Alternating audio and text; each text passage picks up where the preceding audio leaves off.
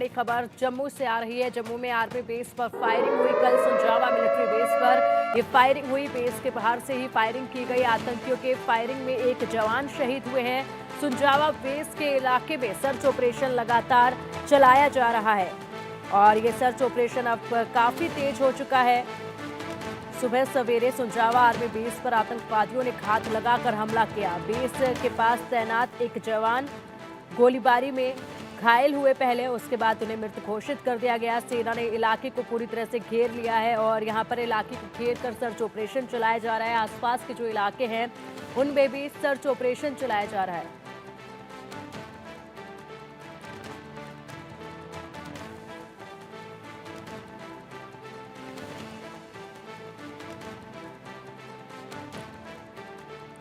तो सुंजवा में कल हमला किया गया जिसमें एक आर्मी के ऑफिसर जो हैं वो शहीद हो गए, एक जवान शहीद हो गए।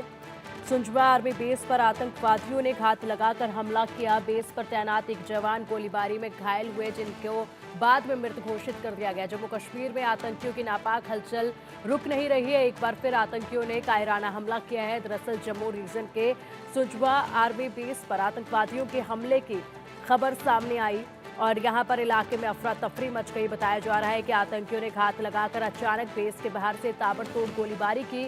आतंकियों के इस हमले में सेना का एक जवान शहीद हो गया। वहीं आतंकियों की इस नापाक हरकत के बाद भारतीय सेना फौरन अलर्ट हो गई और आतंकियों को मुंहतोड़ जवाब देने के लिए मोर्चा संभाल लिया गया। सेना ने इलाके की घेराबंदी कर ली है और मौके से भागे आतंकियों की तलाश की जा रही है। आतंकियों को पता लगाने के लिए ड्रोन टीम्स भी लगी हुई हैं। इससे पहले पिछले दिनों जम्मू कश्मीर के अलग अलग जगहों पर आतंकियों के साथ कई बार भारतीय सेना की मुठभेड़ हुई है। इस दौरान कई आतंकी मार गिराए गए हैं।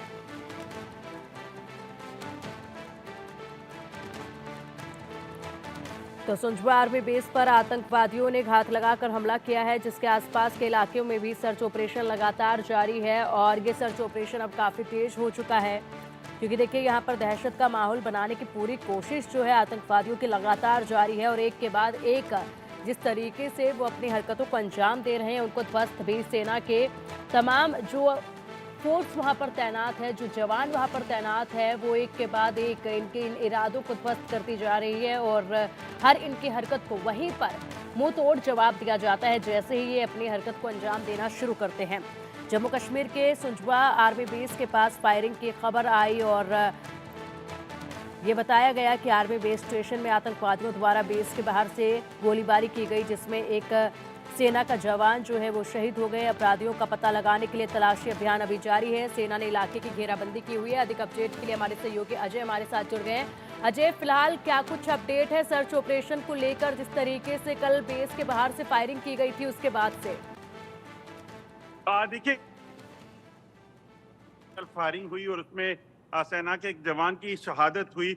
कुलदीप सिंह जिनका नाम था, पंजाब के रहने वाले थे। उसके बाद जो है उस वक्त काफी गहमागहमी थी। वहां पर सर्च ऑपरेशन लॉन्च किया गया। तमाम सुरक्षा एजेंसियां जिसमें जम्मू कश्मीर पुलिस, सेना और सीआरपीएफ जो है उन्होंने कॉर्डन ऑपरेशन लगाकर सर्च शुरू की थी। मगर आपको बताऊं, जो ताज़ा जानकारी है उसके मुताबिक अब सैन्य ठिकाने पे जो फायरिंग हुई थी उसमें सेना ने जो है कहा है कि आतंकी हमला नहीं है, ये फायरिंग हुई है जिसमें एक जवान की शहादत हुई है। उसके पीछे की क्या वजूहत रही उस चीज को लेकर अब जांच हो रही है और सर्च ऑपरेशन जो है अब थम गया है, मगर जांच अभी भी चल रही है कि आखिरकार ये किस तरह से हुआ कि किसने ये फायरिंग की जिसमें सेना के एक जवान की शहादत हुई। शहर के बिल्कुल साथ सटे आउटर जम्मू में जो सुंजवा जो सैन्य कैंप है, यहाँ पर कल फायरिंग की घटना के बाद जो है पूरे इलाके में दहशत का माहौल था और खासतौर पे जब सेना पुलिस ने वहां पर सर्च ऑपरेशन शुरू किया तो उस वक्त काफी पैनिक हो गया था।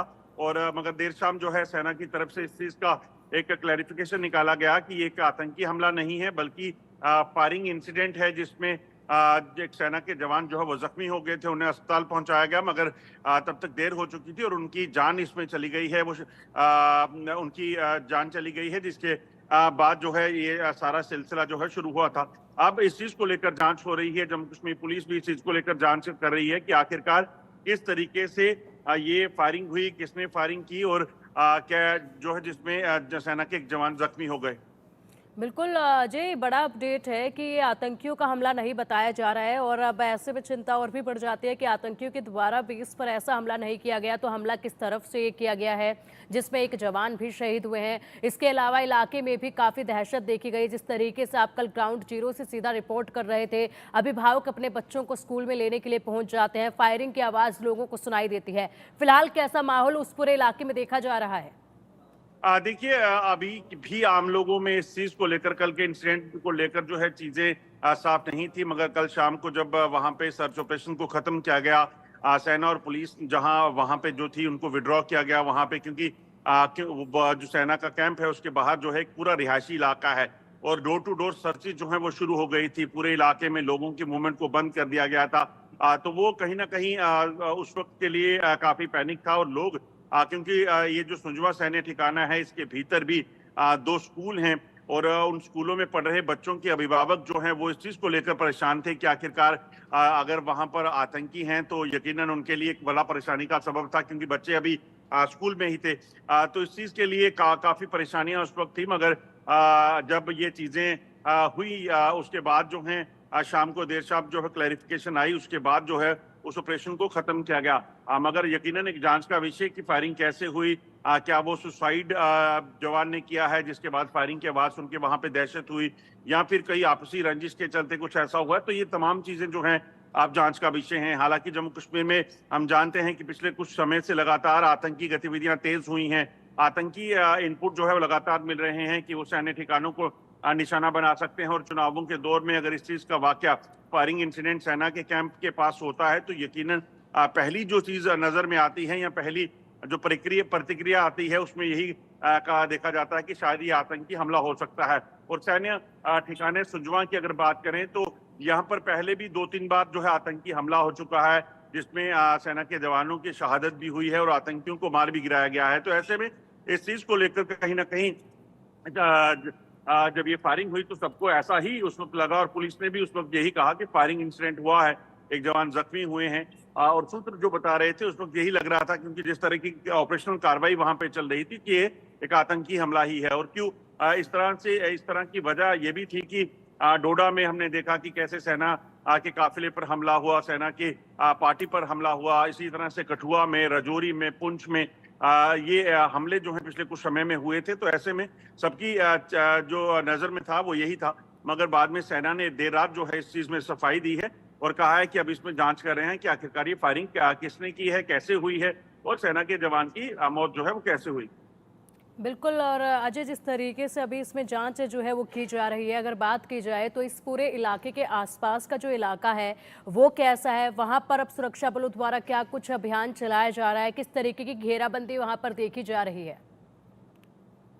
देखिए, ये पूरा का पूरा इलाका जो है क्योंकि शहर के बीचों बीच है तो ऐसे में ये रिहायशी इलाका है। आसपास इस चीज को लेकर कहीं ना कहीं चिंताएं इसीलिए बढ़ी हुई थी, क्योंकि अगर आतंकी बाहर होते, जिस तरह से वो फायरिंग हुई तो वो आतंकी कहाँ छुपे थे, इस वजह से घरों में तलाशी अभियान को चलाया गया था। भीतर तो एक बहुत बड़ा कैंटोनमेंट एरिया है, या फिर ये कहेंगे कि जम्मू के सबसे बड़े कैंटोनमेंट एरिया में से एक ये माना जाता है। तो ऐसे में कहीं ना कहीं उस वक्त चिंताएं काफी ज्यादा थी। इस चीज का था कि अगर ये आतंकी हमला है तो यकीनन एक बड़ा नुकसान जो है आतंकियों की द्वारा करने का प्रयास हो सकता है। तो खैर सेना क्योंकि चुनावों का दौर है और लगातार इनपुट मिल रहे हैं तो सेना पहले से अलर्ट तो थी ही, और उसी के चलते तुरंत जैसे ही फायरिंग हुई उसके बाद कैंटोनमेंट में मूवमेंट को बंद कर दिया गया था।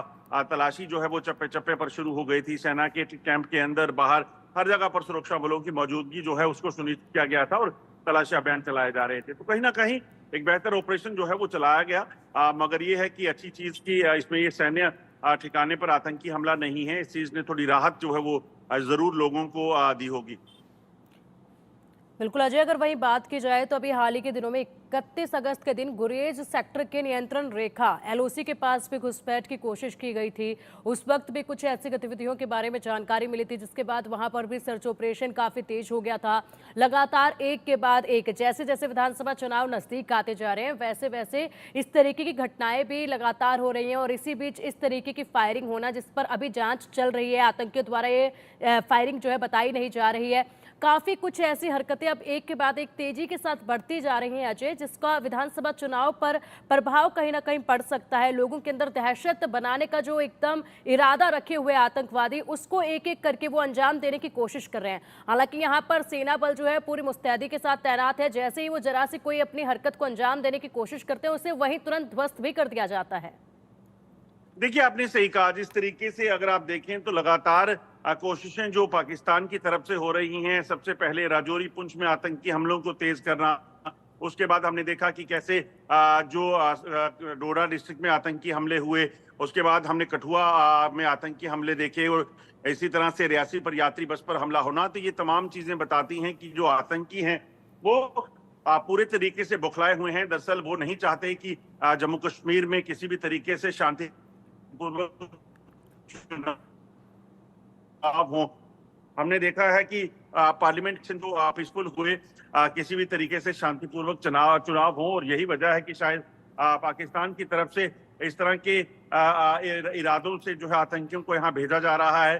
जो सूत्र बता रहे हैं कि जम्मू में अभी भी 70 से 80 आतंकी जो सक्रिय हैं, जो अलग अलग इलाके राजौरी पुंछ के, डोडा किश्तवाड़ के, रियासी के, उधमपुर कठुआ के, इन इलाकों में अभी भी बैठे हुए हैं। इन आतंकियों की मंशा जम्मू कश्मीर में कहीं ना कहीं बड़े हमलों को अंजाम देने की हो सकती है। और यही वजह है कि इस वक्त जो है वो सेना ने पूरे इलाके में अलर्ट घोषित किया हुआ है, और इस चीज को सुनिश्चित किया जा रहा है कि किसी भी तरीके से कोई भी आतंकी वारदात को अंजाम देने के प्रयास किए जाएं तो उसे नाकाम किया जाए।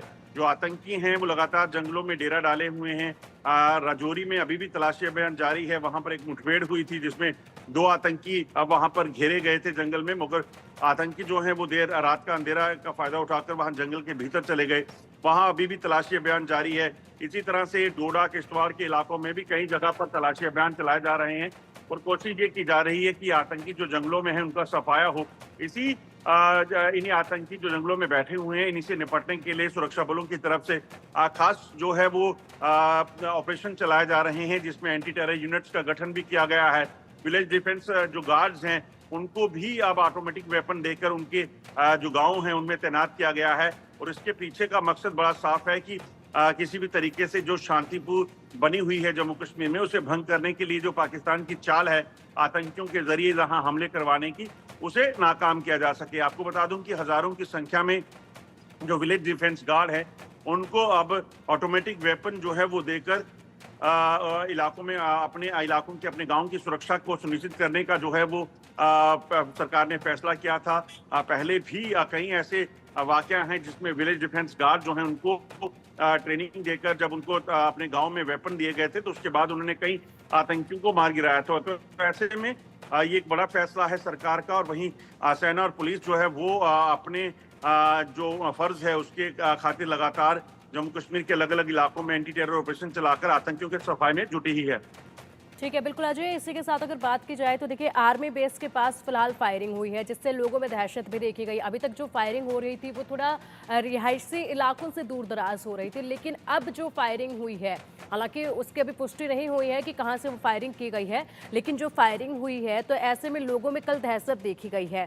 क्या लग रहा है आपको कि आसपास के जो रहने वाले लोग हैं उनके ऊपर कोई इस फायरिंग का असर देखा जाएगा चुनाव को लेकर? क्योंकि मेन मकसद तो आतंकवादियों का इस चुनाव के परिणामों पर, इस चुनाव के मतदान पर ही असर डालना है, तो क्या कुछ इसका फर्क पड़ेगा क्या? देखिए, कल की जो फायरिंग इंसिडेंट है उसमें अब क्लैरिफिकेशन आ चुका है कि वहां पर ये आतंकी हमला नहीं था। तो इसलिए लोगों पर कोई खास उस वक्त जरूर दहशत जरूर थी लोगों में कि रिहायशी इलाकों के पास अगर फायरिंग हुई है और अगर ये आतंकी हैं तो कहीं ना कहीं उनको भी नुकसान हो सकता है, और वो चीज़ थी। मगर अब जो क्लैरिफिकेशन आ गई है तो मुझे लगता नहीं कि इसका कोई असर होगा। मगर आपने सही कहा कि पाकिस्तान की मंशा जम्मू कश्मीर में आतंकी हमलों को करवाकर, आतंकियों को भेजकर यहाँ पर जो अटैक करवाने की है, उसके पीछे की तो यही हो सकती है कि वो किसी भी तरीके से लोगों में दहशत डालें। और रिहायशी इलाकों में तो नहीं, क्योंकि जम्मू में सुरक्षा व्यवस्था कड़ी रहती है, मगर दूर दराज के इलाके हैं जहां पर सुरक्षा बलों की मौजूदगी नहीं है, ऐसे इलाकों में पहुंचकर इस तरह की वारदात को अंजाम देने का प्रयास जो है वो पाकिस्तान की तरफ से पहले भी किया गया है। रियासी में जब बस पर आतंकी हमला हुआ था तो ये बस यात्रियों को लेकर लौट रही थी शिवखोड़ी से वैष्णो देवी कटरा के लिए। उस वक्त उसको जो है निहत्थे लोगों को टारगेट किया गया। आतंकियों ने मासूम बच्चों और महिलाओं को तक को नहीं बख्शा। तो ये बताता है कि पाकिस्तान किसी भी नीच हरकत तक जा सकता है और इसीलिए पाकिस्तान की तरफ से इस तरह की कोशिशें की जाती हैं। मगर सेना, जम्मू कश्मीर पुलिस और सीआरपीएफ के जो जवान हैं, पैरामिलिट्री फोर्सेस के जवान, उनकी तैनाती जो है उसको बढ़ाया गया है। 300 अतिरिक्त कंपनियां जो हैं सुरक्षा बलों की, उनको तैनात किया गया है।